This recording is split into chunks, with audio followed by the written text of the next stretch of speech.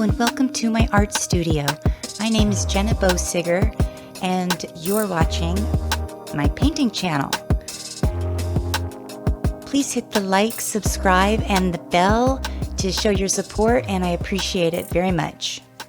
On this episode, I am going to, I wanted to finish this painting, but I needed to paint on it too much. And when you embellish a painting, you don't want to embellish on a wet, freshly painted surface. You want to embellish on a dry painting. So next week, I plan to embellish this painting. And so it should take one more try, and that should be finished. And I'm very happy with the results that I got. And the surgery went well. Now, for the surgery, the things that I needed to fix on it, the ears were too long, the eyes were too yellow, the body shape was wrong, the color needed correcting, there needed more contrast between the dark and the light, just to darken the darks, lighten the lights. I had to remove the lower lip and add the tufts that the groomer cut off when she was a puppy. It only happened one time. One groomer cut her tufts off, and it took her a while to grow them back. But, you know, that's where all of her emotions and stuff, they'd get all puffed up when she was excited. So what I did was I did a quick evaluation right before starting, reviewing what I needed to do, and then I also decided on my color choices. And the evaluation required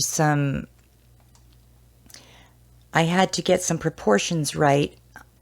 In this case, I was going for a more realistic effect because I want this to be a portrait reminding me of my beloved Timber. And so there's certain features that I wanted to be realistic, I guess you could say. But, you know, we're not doing realism here. We're just trying to get, in my case, I wanted to just capture her essence. And there were some, you know, proportions that were making her look like a totally different dog. So I feel like I corrected those and I did a good job. Okay, let's talk about my color choices. I really just felt like this needed the contrast of adding one dark and one light. So that's what I did, and I went from dark to light. My dark was made from Payne's Gray, raw umber, and a touch of cad yellow light. And then the light was made from raw umber, cad yellow light, and titanium white. As for using Payne's Gray, so I don't like to use black. You know, there's lamp black, there's some other blacks. I can't even remember Van Dyke maybe. Anyways, I don't know what they are. I love to make my own blacks according to whatever it is I'm painting because, well, I mix from dark to light and the colors are going to get mixed together. So basically, the dark needs to be the medium value. And so I test that by adding a little white to it. And I knew that Payne's Gray is made from ultramarine blue. I believe that's true. And so it's got a lot of blue in it. So that means that if you add any yellow to Payne's Gray, you get some really beautiful green grays. And Timber, this is something I had already thought about a long time ago because I did struggle trying to find the dark that Timber was. And I came up with this mixture because she did have, you know, as an artist, I could see it. There was some green in her dark, you know, just a touch of it. And so I was excited to use this color combination. And of course I did get it a little bit too yellow at first, even though I was really careful. So I had to go back and add more Payne's Gray. And Payne's Gray is not a really intense color. I mean, I just touched, I was very careful. So be careful when you're using, if you're going to try to use these colors and you don't want to get an obvious green. But it was just the right, I did the check and added some white to it, and it turned into such a beautiful shade of gray. I knew I got the right color. So I got my colors mixed. I'm going to work, obviously, on the angles and getting so that you can see me mixing better, because this wasn't working out. But I think that I'm onto something here. So next time it should be even better. And you'll be able to see me mixing better. That's the plan.